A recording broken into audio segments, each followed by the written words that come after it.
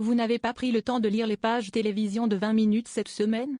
Instant zapping, chiffres marquants, infos coulisses, on vous fait le récap de la semaine du 22 novembre 2021.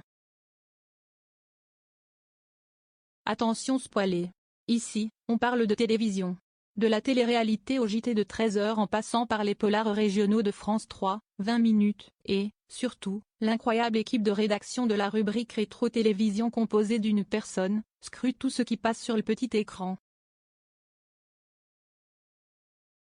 Mais si, vous savez, cette boîte qui s'anime et dont les jeunes se servent pour regarder YouTube. Chaque samedi, c'est donc ici que vous retrouverez nos coups de cœur, ou pas, toutes les infos croustillantes et les indiscrétions de la semaine. Allez, on jette un coup d'œil à l'actu télé. Le chiffre de la semaine, le travail des journalistes d'envoyé spécial se voit récompensé. Jeudi, le programme de France 2 consacrait un reportage au témoignage de plusieurs femmes accusant l'ex-ministre Nicolas Hulot d'agression sexuelle lors de faits datant de 1989 à 2001. 4 ans de travail ont été nécessaires aux équipes du magazine, qui a battu son record d'audience de la saison. Au total, 3,3 millions de téléspectateurs et téléspectatrices ont suivi l'émission, soit une part de marché de 16,6%.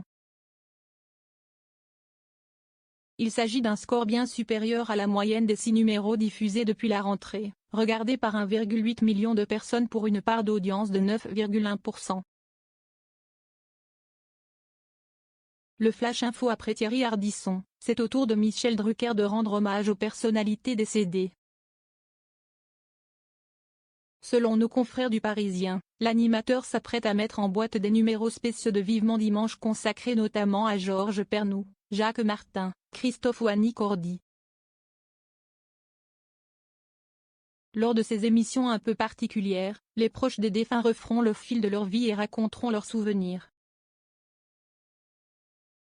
L'instant zappings, volonté de faire un bon mot?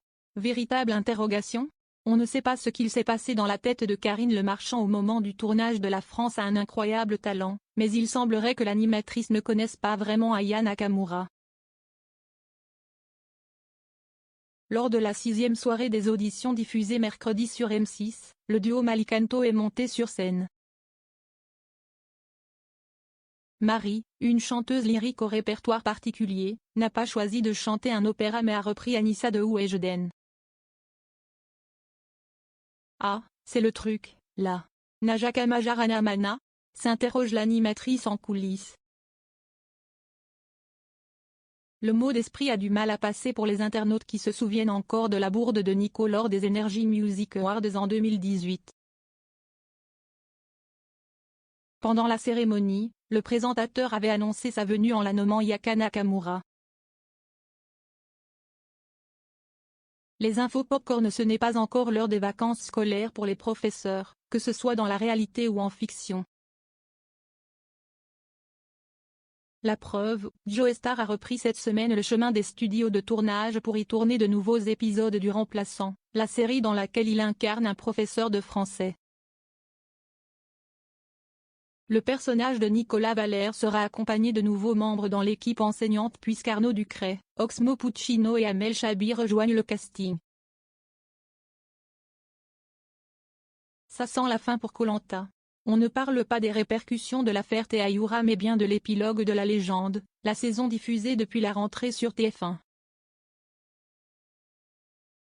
Le mardi 14 décembre, le public assistera à la mythique épreuve des poteaux, et oui, l'orientation, ce sera la semaine précédente.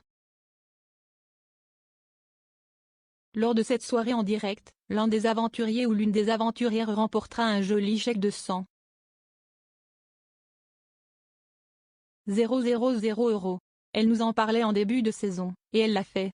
Ce vendredi, Christina Cordula mettait toute sa carrière en danger, on exagère peut-être un peu, en participant pour la première fois aux Reines du Shopping, l'émission qu'elle incarne depuis 2013.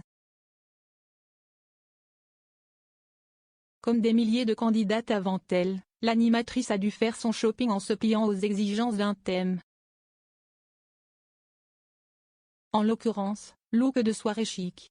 Sans grande surprise, Cristina Cordula a remporté la compétition avec une note moyenne de 16/20 attribuée par ses concurrentes et a reversé les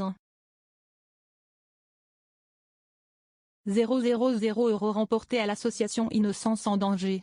0 commentaires, 0 partage, partagé sur Messenger, partagé sur Facebook, partagé sur Twitter, partagé sur Flipboard, partagé sur Pinterest, partagé sur LinkedIn, envoyé par mail, sauvegarder une faute, imprimé.